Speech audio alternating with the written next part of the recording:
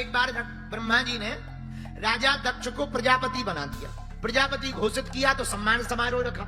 तो सम्मान समारोह में सब देवता आए, तो शंकर जी भी आए, विष्णु जी भी आए। तो जैसे ही अच्छा नेताओं की आदत होती है, नेता हमेशा लेट आते, तो थोड़ा राजा दक्ष लेट आए, आप देवता बैठे थे, तो सबने खड़े होके स्वागत किया।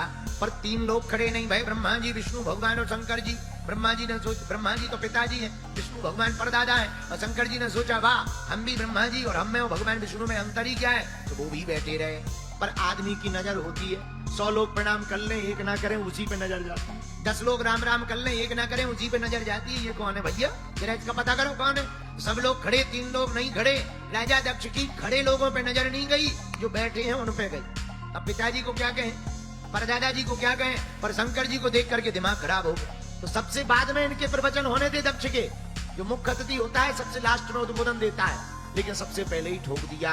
अरे सुनो सुनो देवताओ सुनो, कोई सभ्य समाज में एक असभ्य आदमी आ जाता है, मामला गड़बड़ा जाता है। सब देवता एक दूसरे को देखने लगे, भैया यहाँ असभ्य कौन है। अरे राजा दक्ष बोले इधर उधर क्या देख रहे, ये दिखाई नहीं पड़ रहा, नंगा शिव, न बैठने का ज्ञान है न उठने का ज्ञान है, भूतों के साथ रहता है, ये भी आधा भूत ही है। अब देवता लगे एक दूसरे को देखने, हे भगवान। राजा दक्ष इतनी बक बक बक बक करने लगा कि नंदी से नहीं रहा गया। तो नंदी थोड़ा तमतमाए, महाराज आपकी आज्ञा हो तो इन्हें ठिकाने लगा दे। शंकर जी बोले चुप हो जा, शांत बैठ जा, ससुराल की गालियां हैं, किसी को शादी के टाइम पे मिलती, हमें तो बाद में भी मिल रही है। ये हमारे ससुर जी है, चुप बैठ। अरे महाराज और बहुत हो गई, इतनी बक बक राजा दक्ष ने करी महाराज, अंत तो गत्पा उसने श्राप दे डाला। सुनो, आज के बाद किसी भी यज्ञ में भगवान शंकर का कोई भाग नहीं होगा, कोई हिस्सा नहीं होगा, कोई अधिकार नहीं होगा। बोलो सीताराम। किसी ने राजा दक्ष से कहा एक बात बताओ, बोले क्या, बोले तुम्हें शंकर जी में इतने अवगुण ही दिखाई पड़ रहे, तो अपनी बेटी का विवाह क्यों किया। तो शंकर जी की तरफ देख करके राजा दक्ष बोला हमने थोड़ी किया, ये तो पिताजी की आज्ञा थी, वरना कहाँ मरकट लोचन वाला, मरकट लोचन का मतलब होता है बंदर की आंख वाला, कहाँ बंदर सा दिखने वाला ये शंकर, कहाँ हमारी प्यारी सी सती, इसके लिए थोड़ी थी, वो तो पिताजी की आज्ञा थी तो करा दिया। अब तो नहीं रहा गया नंदी से। भगवान शंकर की तरफ देख करके बोले सुनो महाराज, अब जो होगा तो देखा जाएगा, तुम बाद में पीट लेना, हम इन्हें तो ठिकाने लगाएंगे ही लगाएंगे। क्यों, जो भगवान की हरि की निंदा अपने कानों से सुनेगा, उसे गो हत्या बराबर पाप भोगना पड़ेगा। बोलो सीताराम। हम नंदी तमतमा के खड़े भाई, राजा दक्ष जब से आया है बक बक बक बक बक कर रहा है, जा हमारे प्रभु को तूने श्राप दिया, हम भी श्राप दे रहे, जा तेरा मुंह बकरी का हो जाए। अरे जहाँ बकरी का श्राप दिया, तो बगल में भृगु जी खड़े थे, अपनी दाढ़ी पे हाथ फेर के बोले ए नंदी, ये ससुर दमाद का मामला था, तू क्यों बीच में बोला, जा हम भी श्राप देते हैं, शंकर जी के जितने गण हैं सबके सब पाखंडी हो जाएं। नंदी बोला है हमें पाखंडी बोला, ले बाबा हम भी तुझे श्राप देते हैं। हाथ में जल लेकर के नंदी ने श्राप दिया, जा पंडित तेरे जैसे जितने ब्राह्मण हैं सबके सब मांगने वाले ब्राह्मण हो जाएं। हम ब्राह्मणों को तो उसी दिन से श्राप लग गई भैया, इसीलिए हम सब मांग करके ही सीताराम बोलो जय बजरंगबली की। नंदी का श्राप है ऑलरेडी, तो अगर मांग भी ले तो समझ जाना ये हमारा काम नहीं है, नंदी के कारण कर रहे हैं, अपने कारण नहीं, नंदी जी के कारण। बोलो सीताराम। जहाँ नंदी जी ने श्राप दिया, शंकर जी ने मन में सोचा लो आए तो थे सम्मान समारोह को, चल रहा है श्राप समारोह, बड़ा गलत है। सोई शंकर जी ने सोचा यहाँ से जाना ही बढ़िया रहेगा, सोई शंकर जी अपने गणों को लेकर के चले गए। बोलो सीताराम। पर अपनी पत्नी को नहीं बताया, सती जी को नहीं बताया, हर बात बतानी भी नहीं चाहिए। पर बहुत दिन बाद राजा दक्ष ने यज्ञ की, यज्ञ में सबको निमंत्रण दिया पर भोले बाबा को नहीं दिया। ये बात देवताओं को भी पता थी, पर कभी कभी पड़ोसी भी बड़े खतरनाक होते हैं, जले पर नमक छिड़कने का काम पड़ोसी बहुत बढ़िया करते हैं। देवताओं को पता है कि बुलाया नहीं, तो देवता भी कितने गजब के, विमान कहीं से भी ले जाते, भाई रोड हो तो एक ही रास्ता, नाव हो तो एक ही नदी, पर विमान के लिए तो आसमान है, कहीं से भी ले जाओ। और देवता इतने खतरनाक, कैलाश पर्वत से ही ले जाए, एक निकले दूसरो और ऐसे नहीं गावे बजावे, और जहाँ कैलाश पर्वत आवे सो ज्यादा धीमो विमान कर ले, जोर जोर से बजावे राम राम राम राम। शंकर जी तो ध्यान में बैठे, लेकिन सती जी का दिमाग सुबह से खराब है कि आज दिन भर से विमान निकल रहे, हवाई जहाजें निकल रही, हेलीकॉप्टर निकल रहे, क्या गड़बड़ है भैया, कहीं युद्ध छिड़ गया है क्या, लगातार निकल रहे हैं। सोई एक विमान में गंधर्वियां जा रही थी, नीचे से सती जी ने हाथ हिला के पूछा अरे बहनों कहाँ जा रही हो। सोई ऊपर से गंधर्वियां बोली अरे बहन तू घर पे ही बैठी है, तो ही ना पता तेरे पिताजी ने विशाल यज्ञ को आयोजन करो है, सो ये सारो करके सती बोली हाँ हाँ पतो चलो चलो हम भी आए। अब भोले बाबा बैठे बरगद के पेड़ के नीचे, अब पहुंच गई सती जी, चरणों को दबाने लगी। भोले बाबा बोले देवी जी आज बड़ी सेवा हो रही है, कुछ खास बात है क्या? तो सती जी बोली नहीं महाराज, हम स्त्रियों का तो धर्म है पति के चरणों की सेवा करना। भोले बाबा ने कहा देवी आज बड़ी सेवा हो रही, क्या बात है? महाराज हम स्त्रियों का धर्म है। हाँ वो तो हम समझते हैं। महाराज एक निवेदन करें? हाँ करो। आप अब देखो शब्द शैली सुनना सती जी। महाराज आपकी ससुराल में आपके ससुर जी ने यज्ञ का आयोजन किया, आप चलोगे? भोले बाबा बोले निमंत्रण आया है।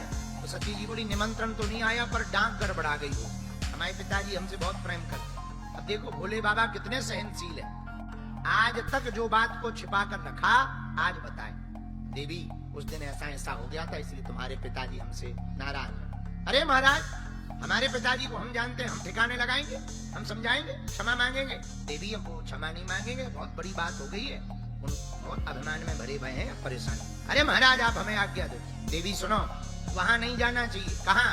जहाँ जाने से तो दूसरों को प्रसन्नता ना होवे, आंखों में प्रसन्नता ना छावे, चेहरा मुस्कुराए ना, ऐसे घर पर सोना भी बरस रहा हो तब भी नहीं जाना चाहिए। देवी सुनो, रही मन धागा प्रेम का मत तोड़ो चटकाए, और टूटे से फिर ना जुड़े गांठ पड़ी जाए। पर सती जी नहीं मानी। महाराज हम तो जाएंगे। तो सती जब नहीं मानी, भगवान शंकर ने विचार किया अब जो भगवान में रचा होगा वही होगा। एक गण को साथ में भेज दिया। वहां सती ने देखा सबका भाग, सबका हिस्सा है, सबका स्थान है, भोले बाबा का स्थान है। मन बड़ा खिन्न हो गया, मन खिन्न से भर गया। अंत में सोचा सती जी ने कि जो देवता पहले कल तक प्रणाम कर रहे थे आज वो उल्टा देख रहे, कोई प्रणाम नहीं करता, राजा दक्ष के डर के कारण। और मन में सोचा देखो पति के अपमान में पत्नी का अपमान, और पति के सम्मान में पत्नी का सम्मान।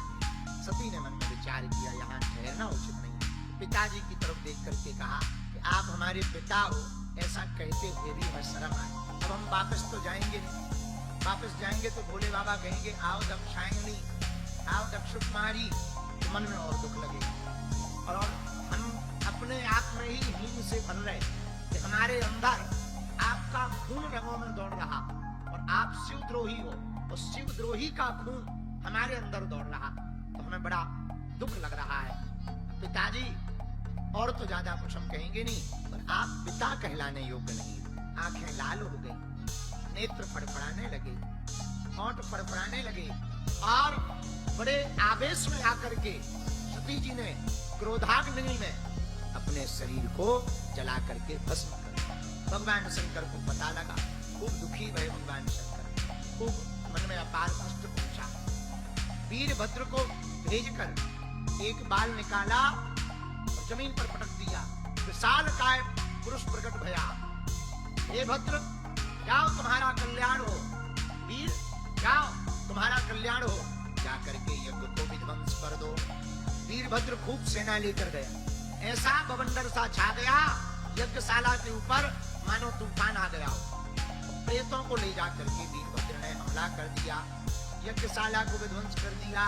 जो ऋषि मुनि हंसी कर रहे थे सती जी को देख करके जो चिढ़ा रहे थे, यत्र तत्र खड़े हो रहे थे, मुंह टेढ़ा कर रहे थे, वीरभद्र जी ने एक एक करके सबका हिसाब किताब कर दिया। भृगु जी तो डांडी पकड़ के उखाड़ दी। हे महाराज बड़ी लंबी डांडी लेकर के घूमते हो, तो एक महात्मा की तो डांडी पकड़ के उखाड़ दी महाराज। और इतना ही नहीं, जो पकड़ में आवे सबको पकड़ पकड़ करके दंड देना प्रारंभ कर दिया। तो राजा दक्ष के सिर को काटकर हवन कुंड में कर दिया स्वाहा, यज्ञ विध्वंस कर डाला। देवताओं को बहुत कष्ट पहुंचा। ब्रह्मा जी के पास गए, बोले भोले बाबा बहुत नाराज हो गए। बोले क्यों? अरे बोले महाराज क्या बताएं, भृगु जी की दाढ़ी उखाड़ दी, जो भूखा देवता है, भूखा देवता की 3200 तोड़ दी, और महाराज उनको तो वेदांती कर दिया, दांत ही नहीं उनके मुंह में बचे। महाराज सब देवताओं को एक ना एक करके सभी देवताओं को दंड दिया। ब्रह्मा जी बोले देखो भाई हम लोग तो गए नहीं, तुम गए हो, अपने मन से गए हो, इसलिए कष्ट पा रहे हो, अब करें क्या? तो सब देवता बोले आप ही शंकर जी को शांत करवा सकते हो। ब्रह्मा जी बोले देखो स्वभाव के बड़े सरल है, थोड़े में प्रसन्न थोड़े में नाराज, भोले बाबा का ये स्वभाव है, सहज स्वभाव है। पूरा भैया जब देवता पहुंचे, महाराज कृपा करो। सब ब्रह्मा जी पहुंचे, बोले महाराज आपके जैसा कोई देवता नहीं है। खूब श्लोक गाय, नमामि समीशान निर्वाण रूपम विभुम व्यापकम ब्रह्म वेद स्वरूपम निजम निर्गुणम निर्विकल्पम निरीहम चिदाकाशमाकाश वासम भजे हम। खूब स्तुति गाई, हे भोले बाबा आप तो त्रिभुवनपति हो, त्रिगुणातीत हो, आपका क्या कहना, हम पर कृपा करो। देवताओं ने स्तुति की। भगवान बोले, शंकर जी बोले कैसे आए? देवता बोले हैरान है, काऊ की खपड़िया फूट गई, काऊ की दाढ़ी उखड़ गई, काऊ की आंखें फूट गई। जी खड़े महाराज, भूखा देवता इनकी तो 3200 ही चले गए हैं, भग हैं, इनकी आंखें फूट गई, हम तो महाराज सब लोग हैरान हैं। शंकर जी बोले यज्ञ में गए क्यों थे? बोले निमंत्रण था। तो बोले जब हम 3 लोग नहीं गए तो तुम लोग क्यों गए? महाराज गलती हो गई, आगे से ध्यान रखेंगे। ब्रह्मा जी बोले क्षमा कर दो। शंकर जी बोले क्षमा ही है, हमें क्या लेना देना, हमने गलती थोड़ी की, इन्होंने गलती की, हमारे कुछ गण गए हो, उन्होंने गड़बड़ कर दी, हम कंट्रोल कर देंगे, टेंशन ना लो, सब ठीक हो जाएगा, सब ठीक हो, टेंशन ना लो। लेकिन ब्रह्मा जी बोले महाराज चलो यज्ञ पूरी करवा दो, अधूरी डली है। तो शंकर जी बोले हम क्यों जाएं जब हमें कुछ मिलना ही नहीं है? मिले तो जाएं, जब हमारा कहीं हिस्सा ही नहीं यज्ञ में होना है तो हम काहे को जाएं? अरे महाराज ऐसा मत करो, आपको हम सब देवता वचन दे रहे, यज्ञ में जो भी बचेगा सब आपका ही भाग होगा, आपका ही हिस्सा होगा, आप कृपा करके यज्ञ पूरी करो। बोलो सीताराम। अब भोले बाबा आए, यज्ञ फिर से प्रारंभ भई। अब यज्ञ प्रारंभ भई तो यजमान चाहिए, पर कहीं भैया यजमान तो चलो गो। बोले कहाँ? बोले ऊपर। बोले कहाँ गो? बोले शरीर तो डलो है पर मुख तो हवन कुंड में स्वाहा होगा। अब शंकर जी ने कहा तो फिर हवन कैसे होगा? बोले अब आप ही उपाय बताओ। चलो यजमान को ही खड़ा करो। सोई त्रिशूल को आज्ञा दी कि जा करके काऊ को भी सिर लेकर के आ जा। एक बकरा को सिर लेकर के त्रिशूल आ गओ और दक्ष के मुंह पे बढ़िया गजब की फिटिंग कर दी, सर्जरी कर दी। लो भैया चेला फिर से तैयार। और जहां दक्ष का मुंह पे भैया बकरा को सिर लगो, सोई उसे ख्याल आया कि पूरा खेल जो है खपड़िया का ही था। ये खपड़िया ठीक बदल गई।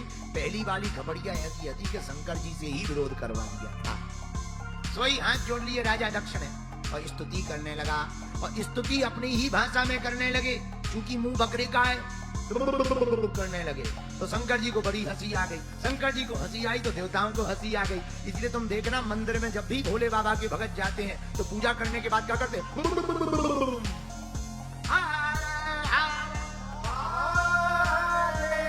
शंकर जी को खूब हंसी आती है, ससुर जी की याद आ जाती है भोले बाबा को, तो उन्हें खूब हंसी आई।